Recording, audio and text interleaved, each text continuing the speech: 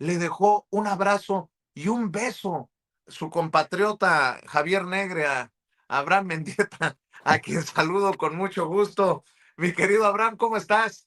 Muy bien, querido Vicente, con el gusto de saludarte y otro abrazo y otro beso a ese personaje también. Eso no se le niega a nadie, eso y un vaso de agua, no se le niega a Oye, nadie. me está criticando mucho y digo, para eso es el trabajo de uno, para el escrutinio público, el que no entienda eso que se dedique a otra cosa, por haber entrevistado a Javier Negre. Dicen que debí de haber sido más contundente, que si debí de haberle mentado la madre. Y les digo, mi intención era que quedara en entrevista, exhibido como tal vez no lo teníamos, como lo que es. Uno de los personajes que desde Estados Unidos está concatenando esfuerzos para, pues para convertirse en una zancadilla para la presidenta, aunque no tiene ni puta idea de este México que tú sí has recorrido a pie. No sabe ni dónde está No tiene Uruapan. ni puta idea del país en el que no está. Viene muy de vez en cuando, lo alojan ahí en el presidente de Polanco y no se entera de mucho, pero te mintió, que es lo más grave de todo. No te dijo la verdad sobre quién lo ha financiado todos estos años, pero yo ahorita te lo cuento, Vicente. Pues, mi querido Abraham, sírvase con la cuchara grande y sigamos exhibiendo a estos personajes. Muy bien, a ver, quien financió por todos estos años a Javier Negre a través de las instituciones públicas argentinas es un personaje siniestro llamado Fernando Cerimedo. Que no se nos olvide este nombre, Fernando Cerimedo. Es el fundador de verdad, no como Negre dice que es él, no, es el fundador de verdad de La Derecha Diario Argentina. Es una persona muy cercana a los empresarios que financiaron a Javier Milei, pero sobre todo es una persona muy cercana a Karina Milei. Aquí viene la clave del asunto. Karina Milei fue denunciada hace unos meses por llevarse el 3% de todos los contratos que pasaban a través de ella, principalmente el 3% de todos los contratos de medicamentos, especialmente a través de la Agencia de Discapacidad, una agencia pública argentina llamada Andis. De la Andis, Karina Milei cobraba el 3%. Hace unos meses se descubrió en Argentina que la persona que sentaba a los empresarios con la hermana del presidente, Karina Milei, era Fernando Cerimedo, el fundador de La Derecha Diario, el fundador de Verdad No Negre. Y Fernando Cerimedo es un consultor político, periodista, entre infinitas comillas, pero sobre todo una persona que posibilita contratos corruptos con coimas para la hermana del presidente y a través de este 3% que defraudan a la agencia de discapacidad es que se financia estos personajes. El propio Fernando Cerimedo tuvo que declarar ante la justicia argentina hace tan solo unos meses. Dijo que, bueno, que él sentaba a los empresarios con la hermana, pero que él nunca imaginó que les pidieran dinero por los contratos. No, nomás los sentaba a hablar de contratos por el gusto de platicar, ¿verdad? Por tomarse un café con los amigos, no negociaba ningún tipo de comisión irregular. Bueno, el escándalo solamente en la agencia Andis, donde Karina Milei, Fernando Cerimedo desviaban el 3% del total de recursos públicos, alcanzaría cerca de 50 millones de dólares de estafa.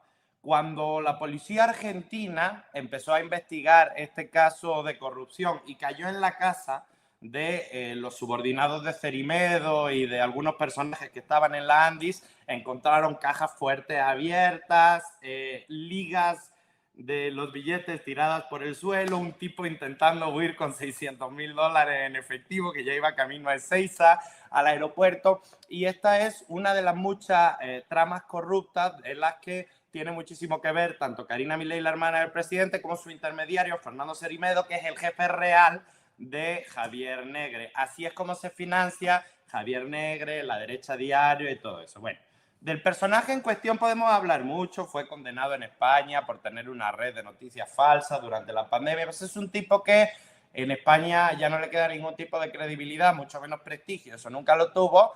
Y pues está país por país viendo a ver a qué despistado engaña. Por cierto, Fernando Serimedo estaba hasta el día de ayer en Honduras. Estaba en un hotel al lado del que estaba yo y desde ahí estaba dando indicaciones a su gente de cómo intoxicar las redes sociales para justificar el fraude del candidato Tito del Partido Nacional de Honduras. O sea, son gente que opera de esta manera.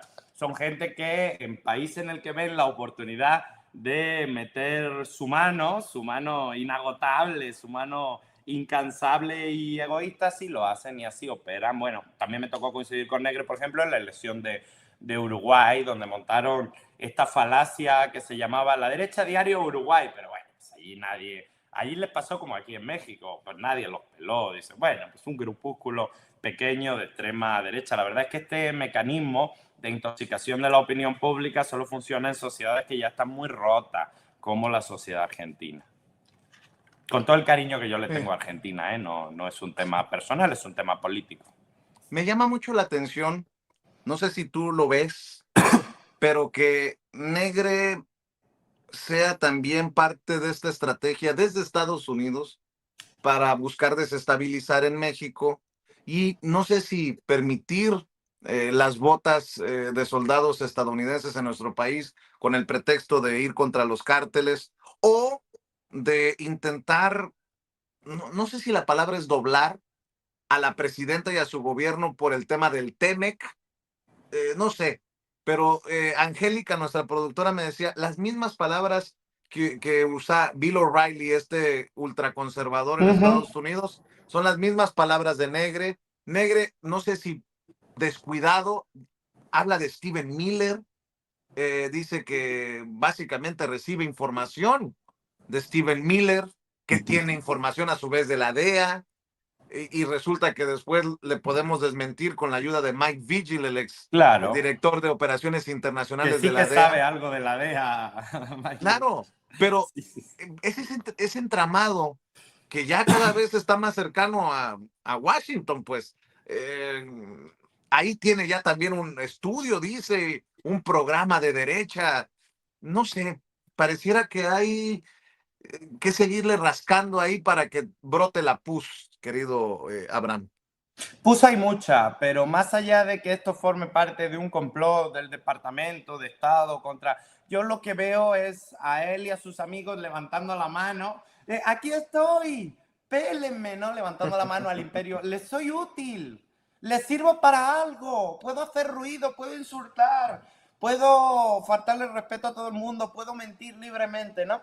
Yo lo que veo es mucho voluntarismo por parte de este tipo de personajes, casi en una estrategia desesperada porque de una vez por todas los pelen, porque no han tenido nunca mucho éxito en los países en los que han incidido. Y bueno, veo eso, una estrategia desesperada por atención. En el caso mexicano me queda claro que la verdad no conocen muy bien el país y el problema es que la gente para la que trabajan tampoco es que conozca muy bien el país. El segundo tipo más rico del país, sin descontarle las deudas que tiene, porque cuando se les descuente las deudas que tiene ya no lo es. El segundo tipo más rico de este país tampoco es que conociera demasiado este país. Así que bueno, son aliados en la tarea de desinformar, de meter veneno en una sociedad, pero también tienen que entender que en México ni son los primeros ni son los que mejor lo hacen, ¿no?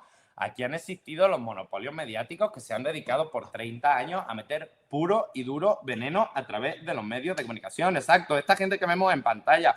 O sea, ¿me Oye, vas a decir que Negre es más profesional mintiendo que Lores de Mola, que Ciro Gómez Leiva, que Joaquín, que todos estos personajes? Claro que no. tiene mucha Negre es un niño de competencia. pecho comparado con estos personajes, claro que sí, ¿no? No más que bueno, pues el tipo se siente muy inteligente, el tipo levanta la mano allá donde alguien lo puede contratar para que sea su siervo y bueno, eso es lo que estamos viendo. Creo que incluso le estamos dando demasiada importancia al personaje, pero también está bien desmontar de dónde viene. La financiación primigenia de estos tipos es a través del escándalo de corrupción de la ANDI en Argentina, donde la hermana del presidente y Fernando Serimedo se robaban el 3% del dinero de la discapacidad, ¿no? Oye, hablando de otros personajes que también tiemblan, pero que te han ocupado y nos han ocupado por ya años, qué miedo trae Jorge Romero por la designación histórica de Ernestina Godoy como fiscal general de la República. Hace bien, En el PAN están temblando y en el PRI también, porque Alito también hacen bien. salió, ¿no? Hacen bien porque no sé si recuerdan que la Fiscalía de la Ciudad de México fue una de las pocas que sí se fue frontal contra el tema del cartel inmobiliario. Ahí estaba en la cárcel Christian Monrerich, que lo vimos completamente disfrazado con el pelo largo intentando cruzar la frontera por Tamaulipas.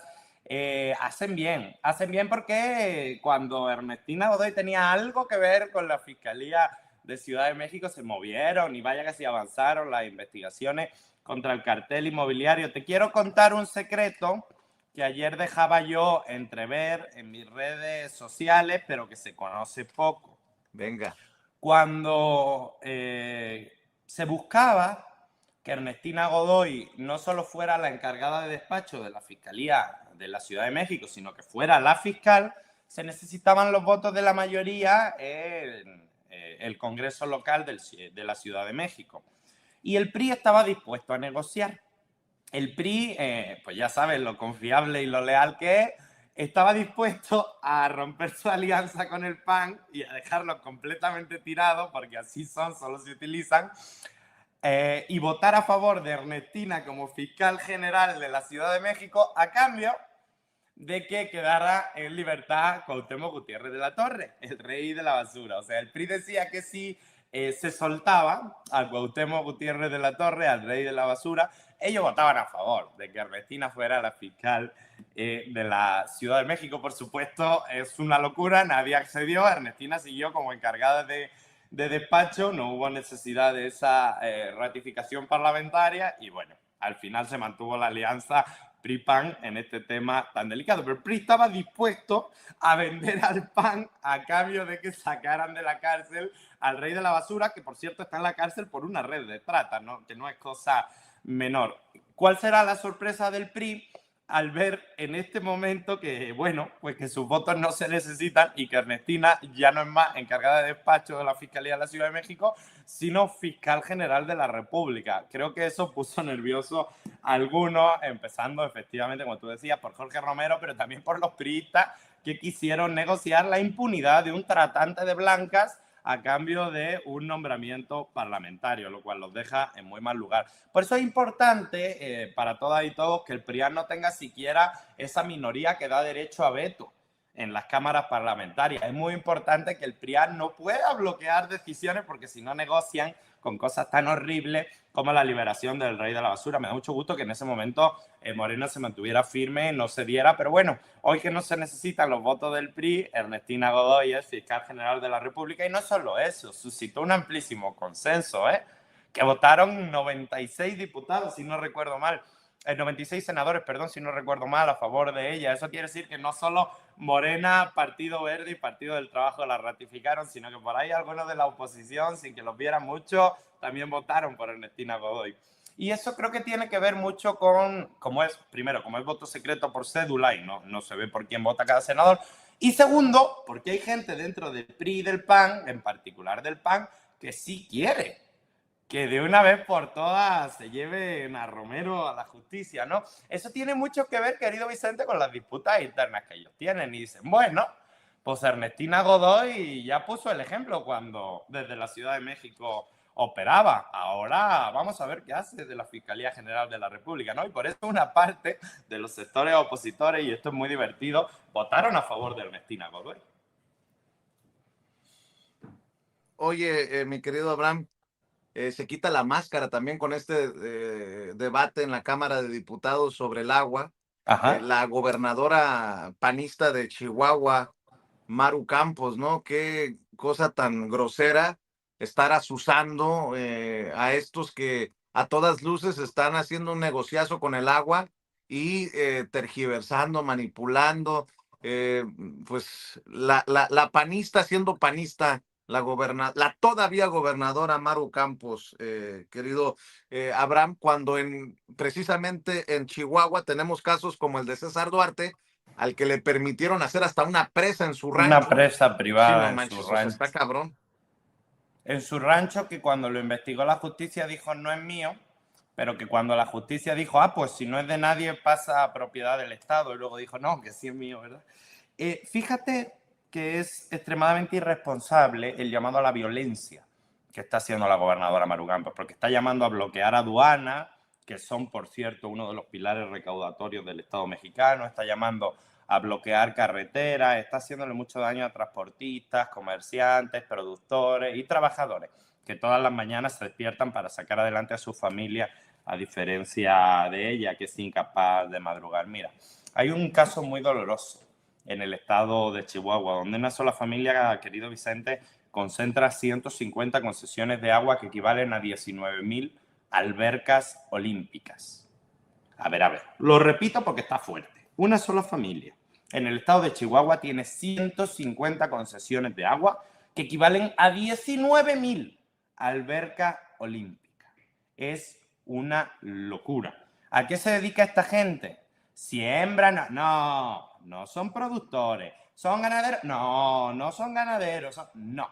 Se dedican a regentear ese agua, a revender ese agua, un recurso que pertenece a la nación, que está entregado a manos privadas de manera brutal, 19.000 albercas olímpicas, y que ellos mismos, de manera completamente ilegal y privada, van revendiendo. Pum, pum, a ti te paso tanta agua, a ti te paso tanta agua, a cambio de esto, a cambio de esto. Son guachicoleros del agua, son acaparadores del agua. Y es una sola familia en este caso. Por eso cuando la gobernadora Maru Campos habla, están dañando a los productores, están dañando al campo. No, señora, una sola familia que tiene más de la mitad de las concesiones. Eso no es dañar a los productores, eso es dañar a un amiguito suyo, con mucho respeto se lo digo, a un amiguito suyo que financia sus campañas electorales y que, claro que sí, le pasa agua por debajo de la mesa a los ranchos de Maru Campos, que por cierto se han multiplicado en tamaño a lo largo de estos últimos años, porque yo no sé qué le pasa a los gobernadores de Chihuahua que nomás llegan al cargo y empiezan a hacerse ranchos, hectáreas. Y así funciona con la gobernadora María Eugenia Campos. Como sabe que se va, como ya no le importa nada, lo único que quiere es retener con su grupo político el poder, genera este tipo de caos, de violencia, de insultos. Es un poco la misma estrategia que tuvieron en 2021, con la diferencia de que los productores y los campesinos ya no le creen nada, porque la señora lleva 4 años de gobierno y ha habido menos inversión para el campo y para el agua que nunca, a pesar de que Chihuahua ha tenido un presupuesto histórico en estos años.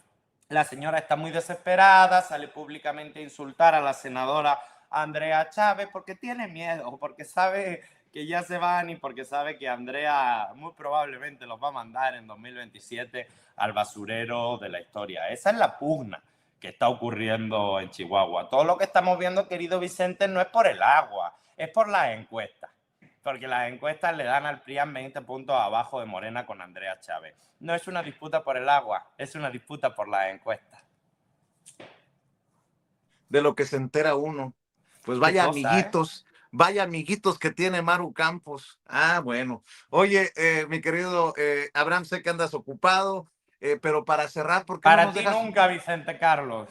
eso? Gracias, mi querido Abraham Mandieta, el más mexicano de mis hermanos españoles, al que no le temblaría la mano para decir, la recontracagamos en la conquista, aunque les duela a muchos como a los amiguitos de Abraham.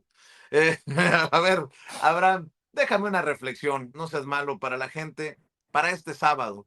Creo que se tiene que establecer la diferencia entre la violencia con la que marcha hace unos días la derecha, infiltrada en este Claro. movimiento de jóvenes, y la forma de celebratoria, de fiesta que debería de ser el evento del sábado, a 7 años de la llegada de la 4T. Lo he dicho aquí, todavía hay retos, y muchos, y duros, en temas de seguridad sobre todo. Pero eso no quita que celebremos la salida de la pobreza de más de 13 millones de mexicanos y mexicanas. Eso no quita, yo pienso, ¿no? La cara de alegría con la que veo que hay abuelitos que reciben su pensión del bienestar, no quita la esperanza con la que esperan precisamente su apoyo hermanos y hermanas con discapacidad. Y esa tiene que ser una marcha, una concentración, un evento diametralmente opuesto a lo que vimos hace días en el Zócalo. ¿Estarás de acuerdo, mi querido Abraham Mendieta? Así es, querido Vicente, yo creo que este 6 de diciembre nos enfrentamos nuevamente, pero con una fuerza recargada, a un desborde popular. Les vamos a enseñar cómo se llena el Zócalo capitalino de nuevo, pero no como respuesta a nada, sino como muestra de la alegría que 7 años de la cuarta transformación nos dan como pueblo. Hay logros indudables que están encima de la mesa, 13,5 millones menos de pobres en este país, pensiones para los adultos mayores, becas para los estudiantes, apoyos para las personas con discapacidad. El país avanza. ¿Recuerdan esas transmisiones que hacíamos en el Zócalo? 2020, inicios de 2020, decíamos, la capacidad del Estado mexicano tiene que estar volcada y su presupuesto público tiene que estar volcado en sacar a la gente de la pobreza. Solo con ese dato veremos si el gobierno que algunos como yo respaldamos fue exitoso o no.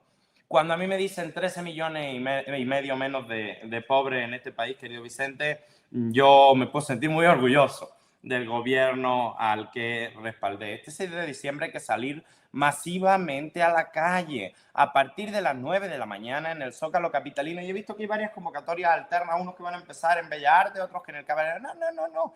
Todo al Zócalo capitalino, para que no nos digreguemos, para que no se distraiga nadie, que luego es casi imposible. Se junta la gente y ya no hay manera de entrar por ninguna de las calles al Zócalo. Todos desde tempranito al Zócalo capitalino. Creo que es muy importante acompañar a nuestra presidenta, la doctora Claudia Sheinbaum Pardo, que además lo está haciendo de maravilla. Estamos todas y todos muy orgullosos de ella. Hay que salir con alegría, hay que salir con entusiasmo, hay que compartir la invitación a nuestros familiares, amigos, vecinos, compañeros de trabajo. Hay que salir a la calle a defender nuestra revolución pacífica de las conciencias en contra de quienes con intereses privados financiados por dinero sucio y extranjero buscan desestabilizar un país que está en calma dentro de lo posible, que funciona, que sigue teniendo grandes retos. Claro, como tú decías, Vicente, el reto de la violencia, cómo no, seguimos siendo un país extremadamente violento, pero los homicidios se han reducido un 37%, vamos avanzando. El reto de la economía, claro que sí, seguimos siendo un país todavía desgraciadamente con alta cota de pobreza, pero hay un incremento histórico al salario mínimo, hay una reducción histórica en términos de pobreza, el país sale adelante, hay inversión extranjera, hay crecimiento económico, hay apoyo para quienes siempre habían estado olvidados por parte del Estado. Creo que lo he contado varias veces. Cuando yo llegué a este país, que era el sexenio de Enrique Peña Nieto, no había ningún semáforo en el que no hubiera dos o tres adultos mayores, ¿verdad? Vendiendo su chiclecito, vendiendo su periodiquito, cualquier cosa para llevar a casa lo suficiente para cenar. Y desde que está la pensión de adultos mayores, por supuesto, que en algunos lados continúan apareciendo algunas personas adultas mayores que de una u otra manera están activas en este tipo de venta, pero ya es muchísimo menos y ya no es por obligación y ya todo el mundo lleva algo que comer a su casita y eso me enorgullece profundamente y si humildemente, aunque haya sido poquito, hemos sido parte de eso todas y todos, pues salgamos este 6 de diciembre alegremente a las calles a celebrar un triunfo que es nuestro, de todas y de todos, que el dinero público antes iba para favorecer a unos cuantos defraudadores de impuestos y hoy el dinero público está para que los abuelitos puedan tener una pensión con la que cenar, comer y merendar todos los días y eso es maravilloso. Definitivamente maravilloso. Ya nos vemos en el Zócalo, querido Abraham. Y Allá nos bueno, vemos. déjanos tus redes sociales, por favor. Me pueden encontrar como Abraham Mendieta en todas las redes sociales, Twitter, TikTok, Facebook, Instagram, que es más personal, de tú a tú. En todas las redes sociales me pueden encontrar y ahí estoy a la orden. Te mando un abrazote, Abraham, y ya sabes que se te quiere mucho. Los quiero mucho, abrazo enorme a mi audiencia maravillosa de Sin Censura, que los quiero con todo el corazón. Ya saben, suscríbanse, manita para arriba, super chat, todo lo que sea apoyar medios alternativos en este momento es fundamental. No sobra el super chat, no sobra la suscripción, no sobra el like. Hay que apoyar esfuerzos como este para comunicarle a la ciudadanía lo que los grandes medios de comunicación no se atreven. Eso. Te mando un abrazote, mi querido Abraham. Saludos a la senadora. De su parte, cuídense mucho. Cuídate. El querido Abraham Mendieta hablando con nosotros sin censura. Y déjeme saludar en estos momentos también a la abogada Lourdes